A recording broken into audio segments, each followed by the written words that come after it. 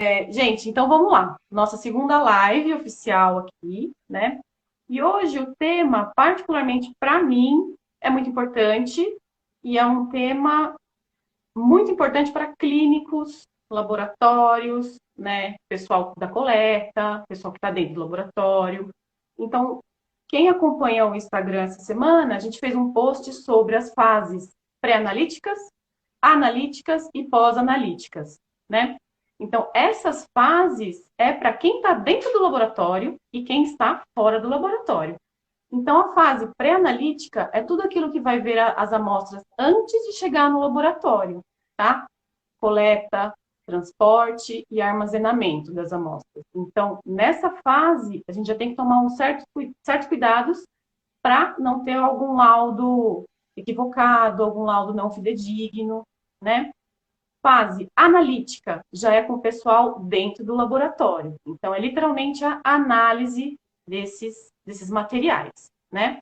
Chegando no laboratório, o que a gente vai fazer? Vai centrifugar, vai armazenar, vai alicotar e vai fazer um laudo. Esse laudo vai ser liberado e entregue para os clínicos, intensivistas, hospitais, enfim. E a fase pós-analítica é o que você vai fazer com esse laudo em mãos. Como é que você vai decidir um tratamento, fechar um diagnóstico, pedir mais exames ou não, tá? Então, focando nessas três fases, hoje a gente vai falar de urocultura, né?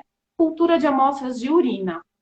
Então, assim, para deixar mais claro, a gente vai falar isso de um ponto de vista clínico, tá? Não vamos focar em laboratório, né, em mão na massa. A gente vai focar o que é importante para o clínico na hora de coletar e mandar essa amostra para o laboratório. Então, a gente criou um roteirinho e vamos começar, Carol? O que você fala para a Eu gente? acho importante frisar que a gente vai detalhar um pouquinho como é como você pode fazer, você que é clínico, essa coleta, como você vai armazenar esse material e como você vai enviar, encaminhar, levar, transportar de maneira geral essa amostra até o laboratório, né? Então a gente vai falar um pouquinho dos meios de coleta, quando qual método é mais indicado para qual tipo de coleta, como isso vai interferir no resultado, quais vão ser as vantagens e desvantagens da gente fazer determinado tipo de método de coleta,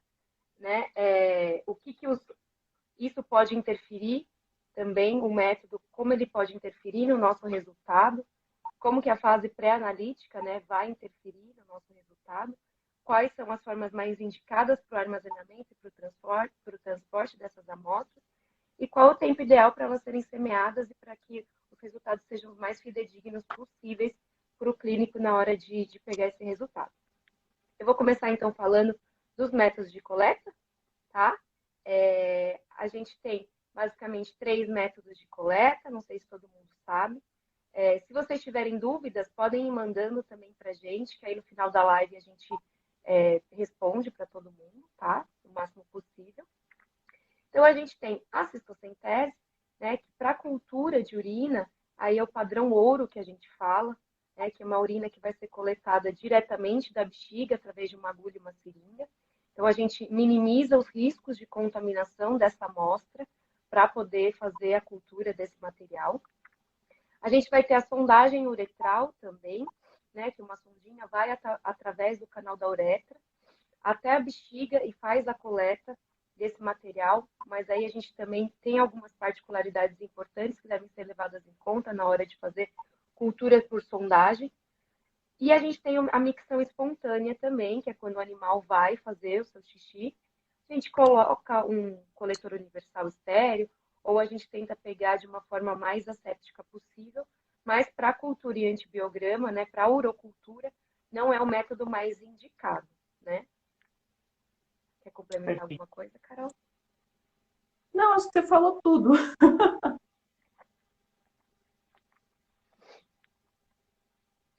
Continuando, eu acho que esses métodos, eles têm particularidades, né? Como eu falei, a cistocentese ela é o mais indicado para a cultura de urina, mas animais, por exemplo, que tenham tumores na bexiga, que fêmeas que tenham uma piometra, animais que tenham obstrução uretral, não são indicados pela, né, pela distensão, pelo tumor ou propriamente pela Piometa, por haver um risco maior para o paciente se ele for submetido à cistocentese.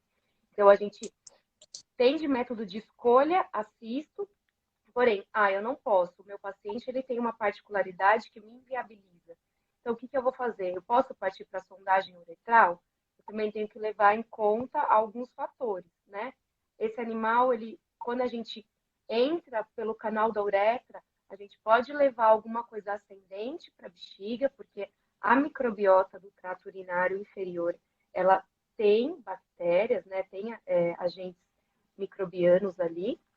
Então, a gente pode fazer isso, por exemplo, um animal diabético, que já tem ali sua imunossupressão, algum paciente nesse sentido, não é o mais indicado a gente fazer a sondagem uretral. A gente sabe também que fêmeas, né, é mais difícil da gente conseguir sondar, gatos são difíceis da gente conseguir sondar, né? Então, o clínico tem que levar em conta isso na hora da coleta, mas se for um método mais indicado naquele momento, eu acho que ele tem que avaliar e pesar por isso. E a micção espontânea, aqueles pacientes que não permitem que a gente faça sondagem, que não permitem a cistocentese, são animais agitados, têm contraindicações médicas, contraindicações de sondagem. No último caso, a gente vai indicar, sempre o clínico, né, tem que estar ciente das possíveis alterações no resultado, de contaminação principalmente, para poder enviar essa amostra para o laboratório. Isso, vou só te cortar um pouquinho. Fica à vontade. A gente precisa também ensinar o nosso cliente, né? Ensinar o tutor dos animais, porque às vezes assusta realmente, né? Você fala, vai ser por cistocentese, é uma agulha que vai entrar ali. Tem gente que assusta, tem gente que não quer que colete desse jeito, porque fala, vai machucar, não confio, não gosto, não quero. Então, a importância de mostrar isso também para o tutor, né? De passar essa confiança nessa De amostra. E de tranquilizar, né? levar e de ser num laboratório de confiança, né? Que tenha um aparelho de ultrassom para você fazer, né? Para você guiar essa agulha, essa seringa. Então, realmente ter esse suporte pro tutor. Sim. E aí, como a gente falou, o método de coleta ele vai interferir no resultado. Por quê? Por que ele vai interferir no resultado, Carol? Você pode me dizer? Estou adorando esse bate-papo. Então, vamos lá, né? O que interessa para a gente numa cultura de urina? Se tem ou não bactéria, né? E o padrão de crescimento. Esse padrão de crescimento ele é muito importante, né? A vesícula urinária ela é considerada estéril, né? Hoje em dia tem algumas terminologias novas, mas vamos usar esse estéril por enquanto, tá? Então, assim, aparentemente qualquer crescimento pode ser importante, né? Mas como é que eu vou separar? Se pode ser uma contaminação de uma sonda, se pode ser uma contaminação de uma micção espontânea, ou se realmente esse paciente está com uma infecção urinária, né? Então, a cistocentese ela já ajuda muito a gente, porque a gente já consegue ter um controle maior sobre isso, tá? Vamos Eu ver. acho que também interessante quando o clínico for suspeitar de uma infecção do trato urinário, eu acho interessante, independente do método de coleta, sempre fazer uma urinálise também.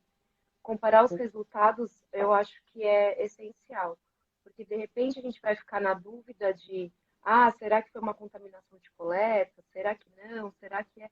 E a urina 1 vai mostrar para a gente também muitas informações que vão ajudar. Eu acho sempre importante avaliar a densidade urinária, para ver mesmo padrão de crescimento, por exemplo, um padrão de crescimento baixo numa cistocentese, mas um animal que tem uma densidade urinária mais baixa, né? Então pode ter uma urina mais diluída ali, e aquilo às vezes é importante para o clínico. Avaliar a presença de bacteriúria, leucocitúria na urina também, e comparar os dois resultados. Só acho que o exame de urina 1 isolado, às vezes é um tiro no escuro, na minha opinião. Uhum. Então, eu acho importante também avaliar junto com a urina 1, né? E que nem você falou, usar laboratórios confiáveis, né? Que te dão feedbacks bons sobre aquele paciente ou sobre todos os seus pacientes. Perfeito. Acho outro ponto importante falar também, né? Isso que você citou é muito importante, esse link de exames, né? Urina 1, urinálise, porque aí já entra algumas interferências externas, né? Vamos dizer assim, uso de antibiótico, se esse paciente está ou não em uso de antibiótico, porque às vezes a gente vê uma urina 1 super feia, né? Vamos dizer assim, com muito leucócito, muita bactéria, mas a cultura não cresce para gente, né? Então, qual o histórico desse animal? Então, por isso que é muito importante. Às vezes a gente recebe uma amostra de urina, não cresce nada e a gente não tem uma urina 1 para comparar. E aí? O que aconteceu? E muitas vezes o clínico fica bravo. Ah, mas não cresceu. Espera, vamos voltar, vamos lá na fase pré-analítica. O que aconteceu antes dessa amostra chegar aqui? Né? Uhum. Sim, acho importante também, Carol. Acho importante a gente avaliar e escrever no pedido médico, né? Quanto mais informação, melhor. Se esse paciente está sobre o uso de antibiótico terapia, é o mais importante para a gente. Mas se existe uma suspeita, se existe alguma coisa diferente que eles queiram que sejam avaliadas, né? Eu acho bem importante a gente fazer esse link realmente com a urina 1 e com os outros exames possíveis que sejam interessantes e complementares para o diagnóstico mais preciso desse paciente. Mas então tá bom, a gente coletou a urina por cistossintese, deu tudo certo. E aí, como que eu vou armazenar essa urina, Carol, para mandar para você fazer aquela cultura linda?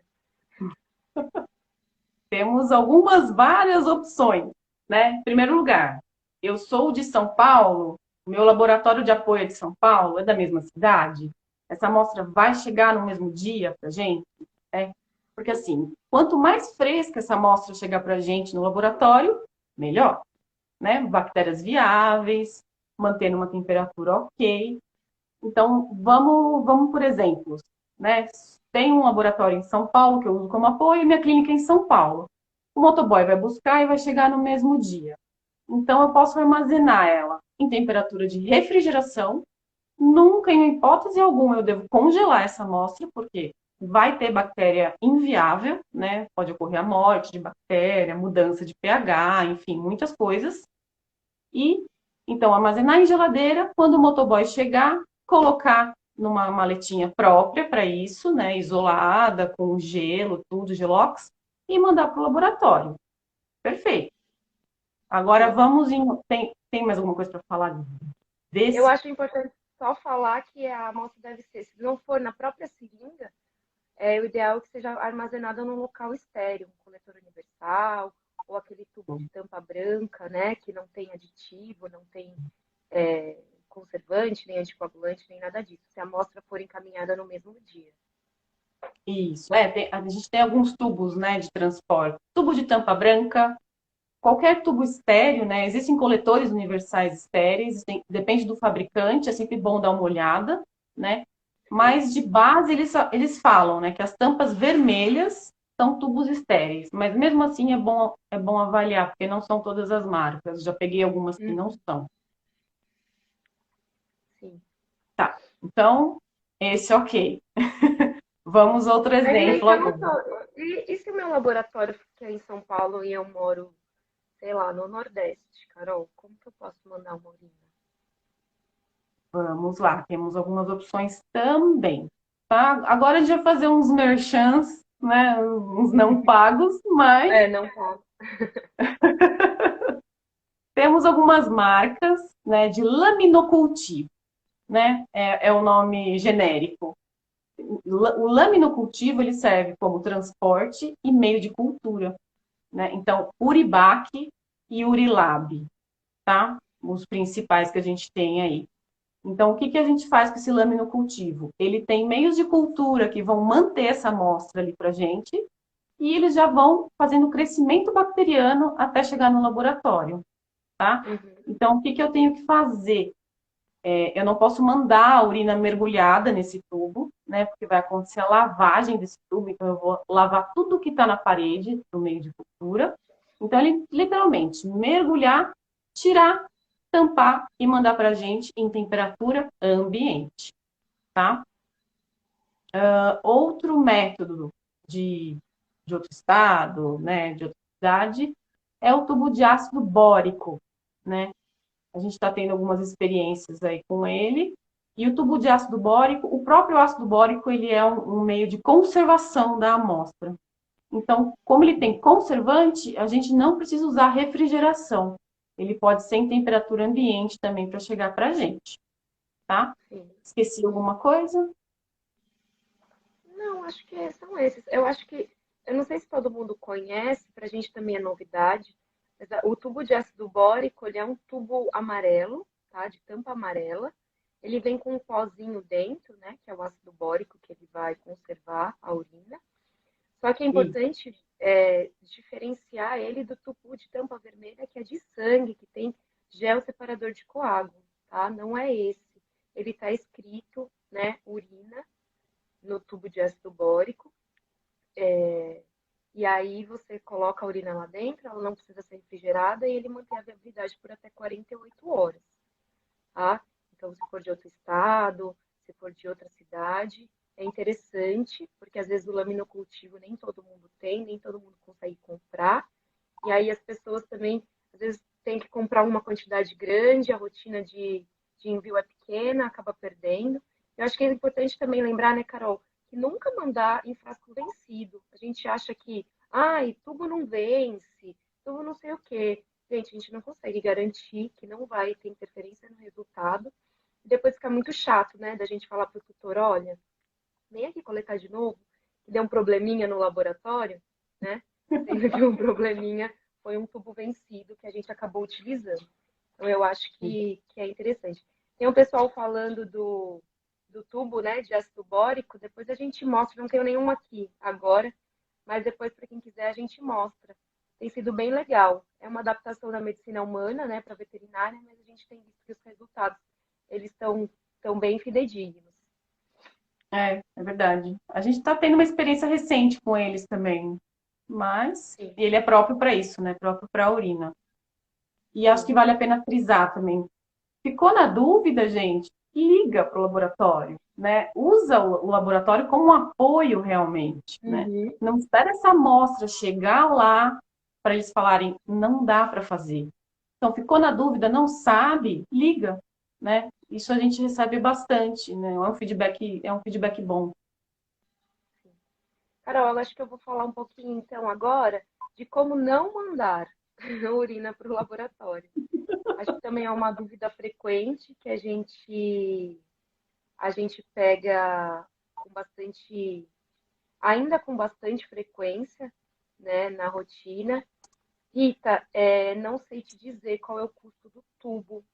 De verdade, a gente só recebe, mas eu posso dar uma verificada, eu te passo.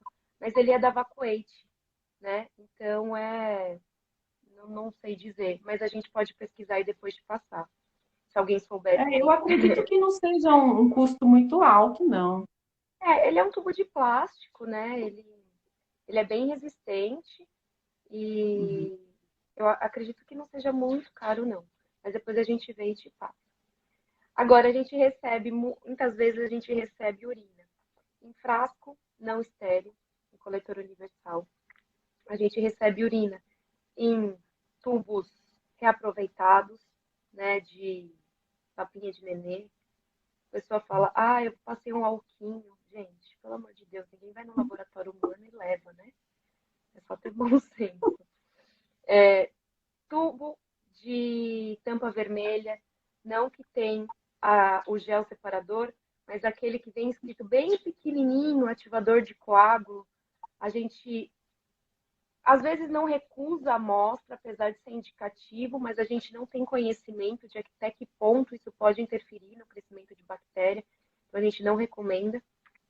Tubo com ativador de coágulo, né, nesse caso, e tubo amarelo com separador de coágulo, esse é motivo de excluir, né, de cancelar o Rejeição. exame, de rejeição de exame, obrigada, no laboratório, porque as bactérias elas vão aderir, né, ou fungos, enfim, os micro-organismos eles vão aderir naquele gel e a gente não tem como tirar e aquilo diretamente interfere no resultado. E o mais, acho que, Uhum. comum que a gente recebe é urina no Stuart. Né? Para quem não sabe, Stuart é aquele tubinho de que tem um swab e um gel, né? Um frasco, um tubinho com um gel que você mergulha o swab dentro dele e encaminha, né? Para a cultura, ele é feito nunca para urina, para outros materiais, mas para urina não. Não adianta mandar a urina, o líquido, dentro do Stuart sem o cotonete, sem o swab, porque também tem gel e ela adere. E não adianta mandar você molhar o swab na urina, colocar no Stuart e encaminhar. Porque acho que como a Carol já citou, a gente depende de padrão de crescimento para a urina. Isso é muito importante, né?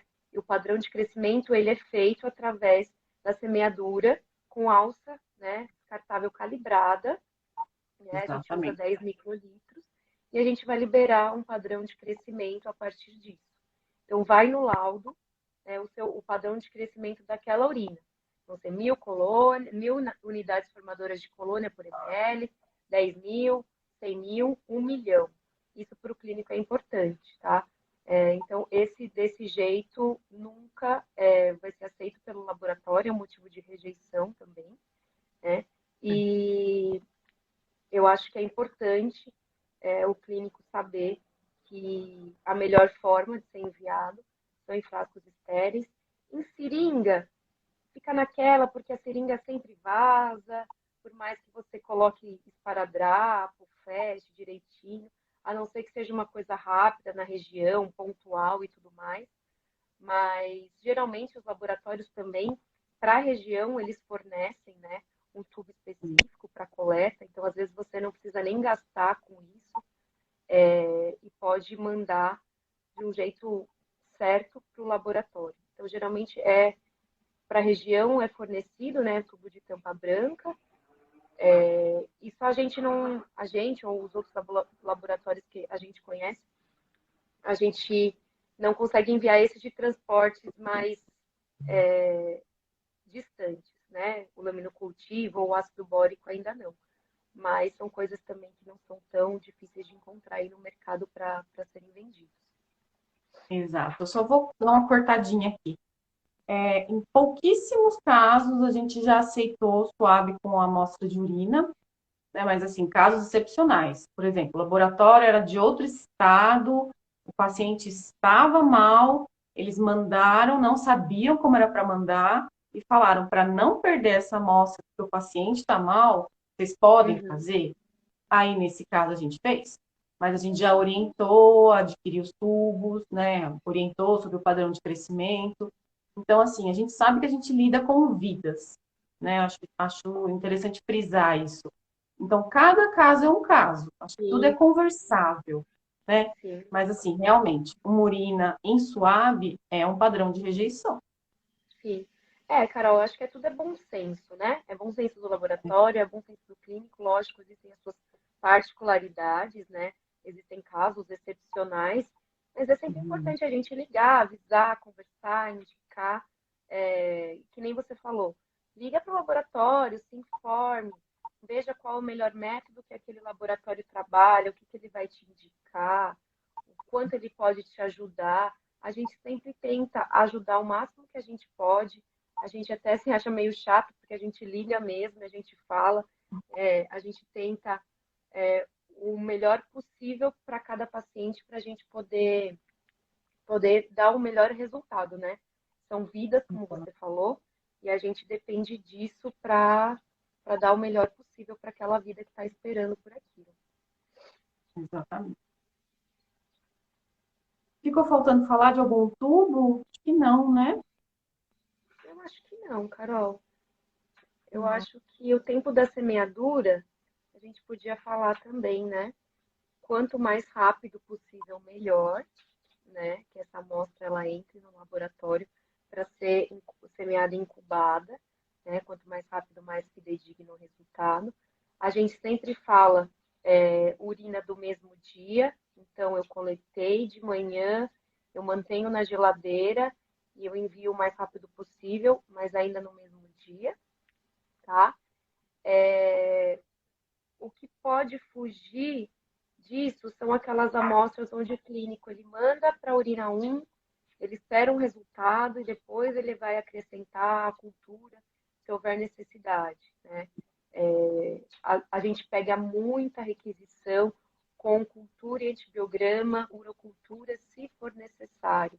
O laboratório não tem capacidade, pela quantidade de amostras que a gente lida todos os dias, a gente não tem como criar amostra por amostra e julgar se aquilo é necessário. Existem alguns trabalhos até na medicina humana que dizem que a urocultura ela é sempre necessária no exame de urina 1, independente do resultado, né? Então fica muito a critério do clínico solicitar, julgar o resultado, analisar, interpretar o resultado e solicitar essa inclusão no mesmo dia. Às vezes eles ficam bravos, né? Porque eles ligam no outro dia querendo a inclusão, mas existem alguns problemas, né, Carol, que podem interferir nesse crescimento ou não da amostra. Isso. O principal para a gente, assim, pensando em urina, é a alteração de pH, né? E a alteração de temperaturas. Isso pode fazer tanto um efeito de supercrescimento bacteriano, né? Uhum. De contaminantes, ou também haver a morte das bactérias, não crescer absolutamente nada, né? Então a gente não tem controle disso. Então por isso que a gente também fala amostra no mesmo dia, senão não é legal. Aí a urina 1 não vai bater com a cultura que a gente fez, né? Sim, e aí a gente vai acabar liberando um resultado diferente, um resultado que não é fidedigno, né? Um resultado que vai causar mais problemas do que vai ajudar. Então, assim, a gente sabe também que às vezes depende um pouquinho de custo, né? Às vezes o tutor ele não tem um poder de fazer uma gama de exames maiores, às vezes já está fazendo outros exames, mas para o nosso paciente a gente sempre também tem que pensar e indicar o melhor. Se existe uma suspeita clínica, se existem evidências, sinais clínicos que confirmam, né, e apontam mais fortemente que aquele paciente está diante desse quadro de uma infecção urinária, eu tenho que direcionar o meu exame, né, para aqueles resultados que eu espero. Então, ficar de olho na urina.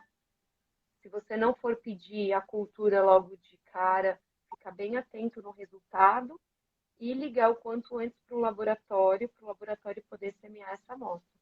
Quanto mais tempo de geladeira, pior para esse resultado ser o ideal, né? A gente já viu que, às vezes ficou de um dia, eu coletei à noite e liguei de manhã, e aí vocês não querem acrescentar. Para a gente também é complicado, porque não tem como a gente saber até que ponto aquilo interferiu na amostra, né?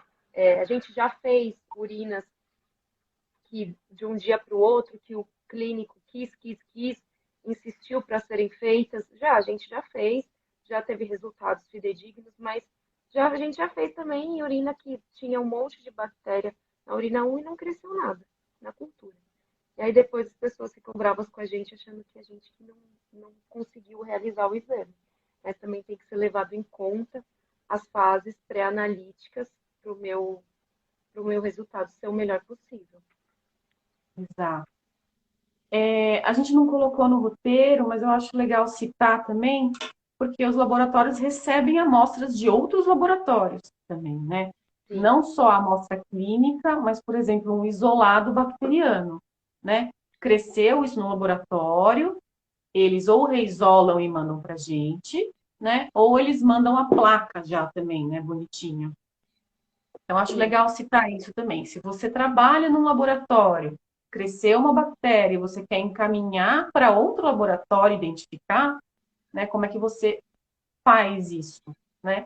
Aí sim, aí quando você está lidando com uma amostra biológica, bactéria, aí você pode encaminhar num SWAB. Aí é perfeito, né? Sim. Ou não tem SWAB, pode, a gente fala de repicar, né?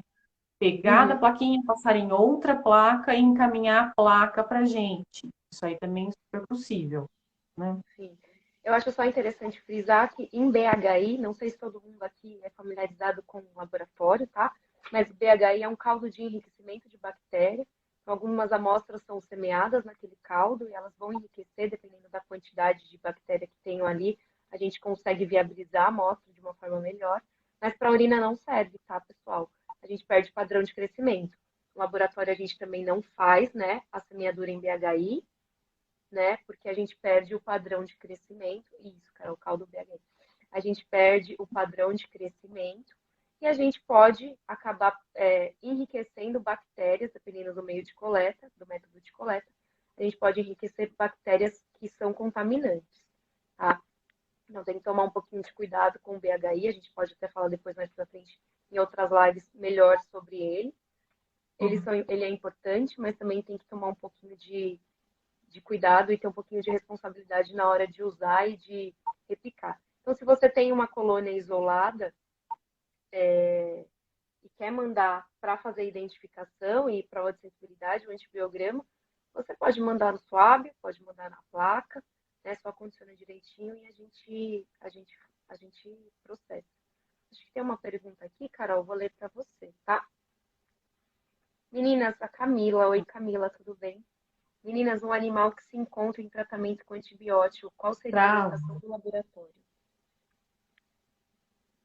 Travou você falando. Desculpa. Meninas, um animal que se encontra em tratamento com antibiótico, qual seria a orientação do laboratório? Camila, não sei se você ouviu, mas boa noite, obrigada por estar aqui com a gente. Você quer Isso a responder, gente tem Carol? algumas opções, né? Porque assim, como a gente já falou, estamos lidando com vidas. Numa situação perfeita para a cultura, é interessante o animal estar sem o uso de antimicrobiano, né? Para não ter interferência. Mas até que ponto eu posso chegar nesse paciente e falar, vou parar o meu tratamento para ver como é que está isso, para ver se eu continuo, se eu troco ou não. Então a gente tem que pensar em algumas opções. É um animal que terminou o tratamento, né? Como é que ele está? Ele terminou, ele está terminando, ou, por exemplo, ele está tratando, mas você vê clinicamente que ele não está funcionando, né? Penso nessas opções. Você pensa em mais alguma? Eu acho que é isso mesmo. Eu acho que o ideal é você parar, né, o antibiótico antes de fazer a cultura.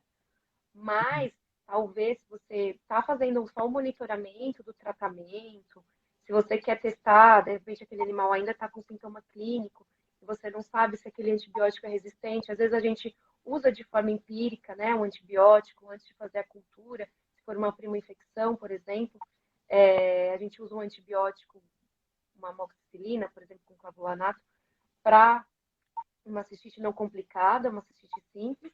Então, eu posso fazer para monitoramento, mas eu acho importante, na cultura, vai interferir diretamente, mas de repente uma urina 1 seja bem interessante, porque você vai avaliar se ainda tem presença de bactéria, se ainda tem leucocitúria, se tem hematúria, você pode até usar cultura, né, num animal que está sob antibiótico, mas usa a urina 1 também, faz uma urinálise, avalia direitinho como é que esse paciente está no estado geral e não posso suspender o antibiótico, manda ver assim, sabendo dos riscos que ele pode ter. Ah, não, o meu paciente já terminou o antibiótico, eu quero só fazer um monitoramento para ver, espera 7 dias que você terminou, né, o antibiótico, 5 a 7 dias e manda para a cultura.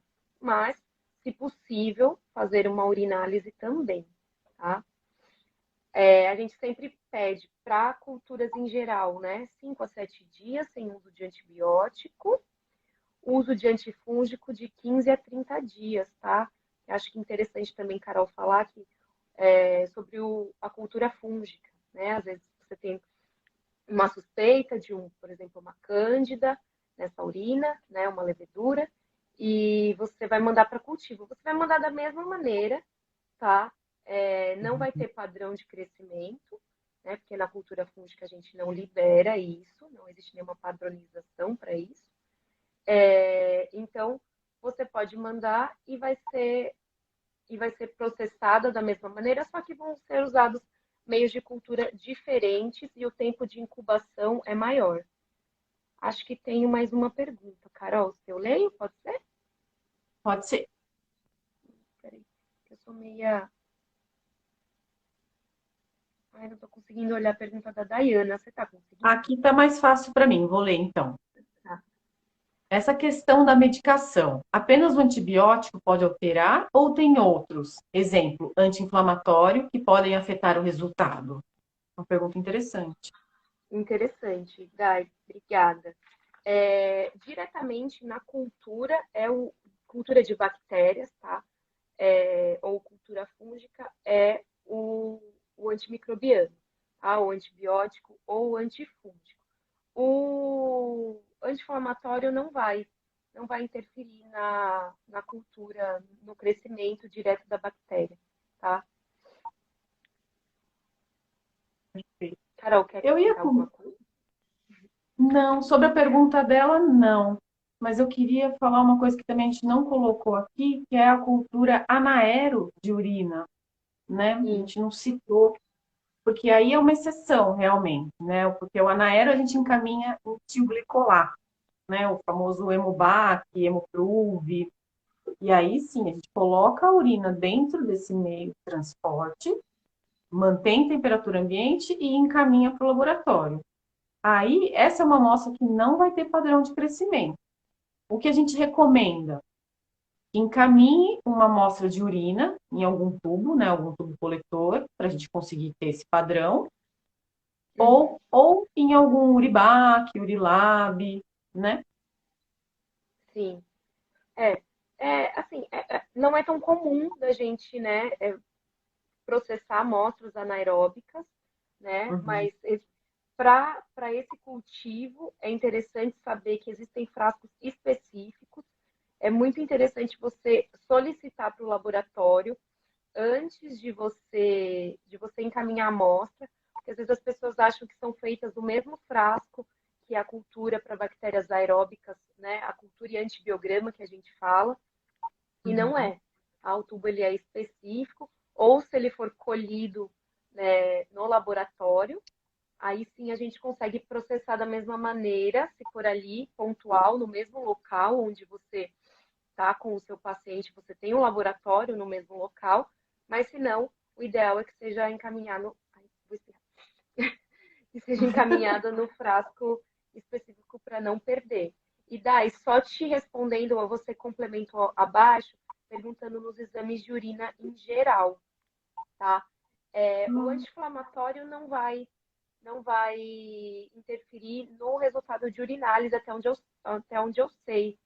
Tá? O que pode, de repente, é um corticoide, esse animal está com uma polidipsia por conta do uso de corticoide prolongado e diluir mais essa urina e afetar na densidade e ali nas células que vão ser, no sedimento que vai ser observado, mas de maneira geral não, tá? De maneira geral, ou acho que talvez um pouquinho nos leucócitos, mas eu acho que não, se tiver ali, só se tiver uma cistite bacteriana, alguma coisa assim, mas acredito que não. Eles não vão interferir, não.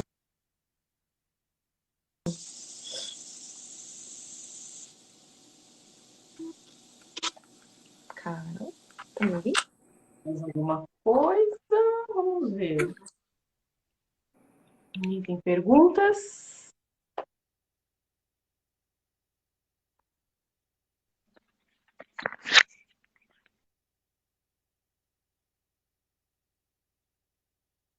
Ninguém vai perguntar nadinha.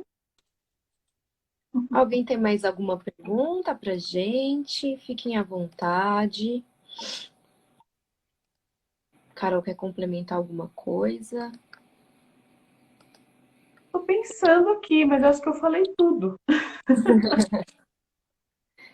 Depois se o pessoal quiser também, a gente pode fazer uma live sobre cistite bacteriana mesmo, né? Eu acho que é um assunto bem amplo, tem muita coisa para a gente discutir. É até interessante falar. Outro dia eu estava lendo um trabalho sobre. Você falou da bexiga estéril, né? E aí, Isso. um trabalho que eu estava lendo outro dia do PubMed, que fala. Eu tô até com um artigo aqui, a bexiga não é estéril, uma atualização do microbioma urinário, tá? Então, assim, Hoje em dia, só assim, é um parêntese muito. Não tem nada a ver com o assunto. Mas antigamente a gente tinha essa ideia, né? Que tudo que vinha da bexiga era estéril, então não podia crescer nada. Hoje em dia já se sabe que existe um microbioma, né? Dentro da bexiga, assim como existe um microbioma do trato intestinal. Então, algumas bactérias elas são até benéficas para aquele sistema ali, né? Aquela proteção que existe no trato, na bexiga, né? E no trato urinário. E é interessante. Se o pessoal depois quiser, eu posso até mandar o link desse trabalho. Ele é bem interessante, A né? gente coloca no Instagram. Ele fala que a bexiga saudável ela não é estéril, né? Ela tem uma microbiota mais complexa nos indivíduos. Então é bem interessante a gente saber disso. Eu acho que é interessante a gente também dosar o quanto de antibiótico eu vou fornecer para aquele meu paciente. A gente sabe que às vezes o uso de antimicrobiano ele é necessário, mas às vezes ele não é necessário. Não estou falando só de cultura de urina, estou falando no modo geral. Isso. Lembrei aqui, porque a gente comentou, né, da fase pré-analítica, né, coleta, transporte, armazenamento. Essa amostra de urina chegou no laboratório, foi processada e houve uma liberação de laudo. Beleza. Aí o clínico recebe esse laudo. Isso aí já é uma fase pós-analítica, né? Tem trabalhos que falam o diagnóstico e tratamento depende de 70% desse laudo, né? Os outros 30% é raciocínio clínico, anamnese, histórico do paciente, né? Mas o que eu faço com esse laudo na minha mão? Então, ter o entendimento entre contaminação, infecção, escolha de antimicrobiano, escolha de tratamento, duração, como é que eu vou fazer o suporte desse paciente, qual a escolha do melhor antimicrobiano, né? Isso é uma fase muito importante também, porque não adianta nada a gente ter uma amostra linda, que chegou linda no laboratório, liberamos um laudo lindo, e o clínico não sabe interpretar da melhor maneira possível, né? E hoje a gente conta na microbiologia, principalmente a microbiologia automatizada, né? A famosa concentração inibitória mínima, né? É uma das ferramentas aí super novas, super atuais, e que a gente está caminhando ainda na medicina veterinária, mas que ela já existe e já é utilizada, né? Sim, eu acho que até um tema da próxima, não, tema de uma próxima live é concentração inibitória mínima. Eu acho um assunto muito interessante. A gente discute muito no laboratório e a gente fala quase que diariamente, né, com veterinários que ainda não sabem ou não conhecem e não sabem interpretar esse resultado. E eu Ainda acho existe muitas dúvidas, né? muitas Quanto a dúvidas. isso. Até a gente tem dúvida que trabalha todo dia com isso. A gente ainda tem dúvida, mas eu acho que é um assunto bem importante. Eu acho que quem tiver aqui e comenta com as pessoas, o dia que a gente tiver essa live vai ser interessantíssimo. Porque eu acho que existe aí todo um tabu, um mito, virou uma coisa meio lendária, assim, o que é a concentração inibitória mínima. É verdade. É bem legal falar. A Marina fez uma pergunta, mas eu não entendi, Má. Se não Deixa eu tiver só. suave nisso. Peraí, que eu tô voltando. Caso o local não tenha o swab com Stuart, existe alguma outra maneira de armazenar esse material? Então, mas armazenar o quê? A urina? Eu acho que Se ela for a perguntou de urina? maneira geral, de um suave para encaminhar para o laboratório. Assim, pode mandar um suave num coletor, num tubo branco estéreo. Não é o ideal. Se for ali do mesmo dia, na clínica próxima, me desce o suave e manda, né? Não manda ele ressecado para o laboratório, seco, até mesmo para coleta. Às vezes você vai fazer uma coleta de secreção de pele que não tem pústula, não tem secreção. umedece um pouquinho com solução fisiológica, coleta, e aí a gente manda para o laboratório em algum frasco estéreo, mas sempre o mais importante, o ideal seria no Stuart, tá? Não enfia no E gel. lembrar também, desculpa te cortar, o cotonete, né? De jeito É, nenhum o cotonete.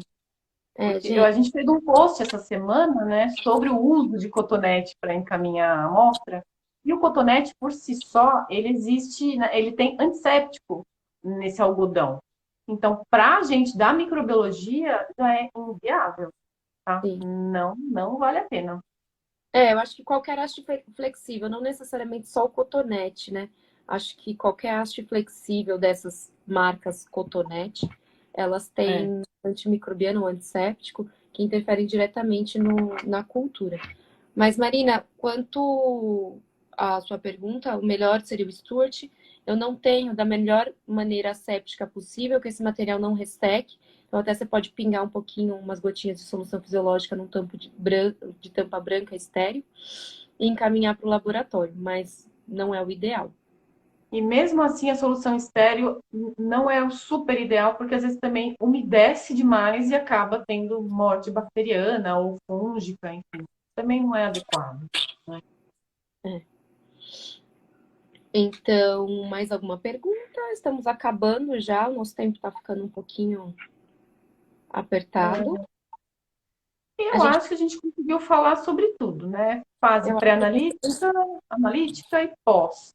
É que a o gente pós-analítico já entra MIC, interpretação de laudo, então isso é realmente tema para outra live, né? Ou lives.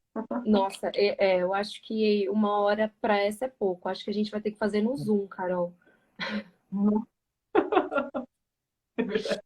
e ver para poder avaliar e poder mostrar o melhor possível. A gente tem muito material já pronto para lives, né, Carol? Então a gente tem É verdade. muita coisa para mostrar para todo mundo, coisas bem interessantes, atuais. Concentração inibitória mínima, marcadores de resistência, que é uma aula incrível. Não é porque eu fiz, não, mas é uma aula incrível. Não sei se está muito boa, mas é bem difícil também, né? São coisas novas no campo da veterinária. Então, acho bem interessante a gente conseguir falar. Quer finalizar, Carol? Ai, gente, eu acho que é realmente isso. Eu não tenho mais nada para falar sobre o tema de hoje, né? Pelo menos não em 5 minutos. Então, eu queria agradecer quem ficou até o final. Muito obrigada também, Carol. Foi muito bom. E assim, gente, ficou com dúvida? Procura a gente, manda mensagem, a gente está aberta aqui, tá? Essa live vai ficar salva, a gente vai salvar aqui no Instagram, vai publicar em Facebook, no nosso canal no YouTube também. Então, todo esse conteúdo gratuito, vocês vão ter acesso ilimitado, tá? Então, vai ficar gravado aí para vocês. É isso aí, pessoal. Muito obrigada por ficar aqui com a gente até o final. A gente agradece muito. Precisando tirar alguma dúvida que a gente consiga ajudar vocês, pode mandar mensagem, como a Carol falou, a gente está sempre à disposição. Não deixem de acompanhar, né, os nossos conteúdos que a gente posta quase todo dia aí na Amicros. E a gente vai mandando novidades para vocês. Muito obrigada. Um excelente final da semana aí pra gente. E até a próxima. Um beijo, gente. Obrigada, Boa Carol. Beijo, noite. Beijo, pessoal. Tchau, Carol. tchau.